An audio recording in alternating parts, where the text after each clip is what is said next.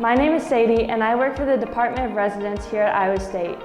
Today, I'll be showing you how to connect a router to a modem in order to get Wi-Fi. First, you'll need to find the location of the modem. If you live in Schletter Village, it'll be in the living room on one of the 4 walls. If you live in University Village, it'll be on the back wall next to the sliding door in one of the corners. First, what you're going to want to do is open up the router that you buy. Iowa State will not be providing routers. However, there is a list of recommendations on their website. From here, you're going to want to look for a cable that looks like this. This is the Ethernet cable.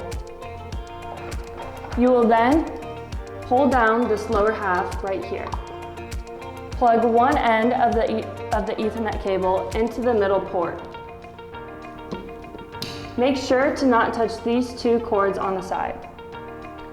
You will then grab your router and plug the other end of the Ethernet cable into the appropriate port. Don't forget to grab your power cord and plug it in as well. For information on how to set up your router, please look at the instructions in the box that you got it from.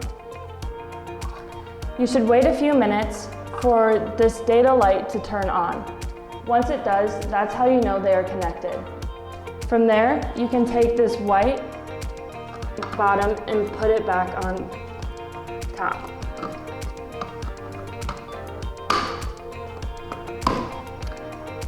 If you're still having connection issues, please refer to MetroNet customer service. It will also be on their website.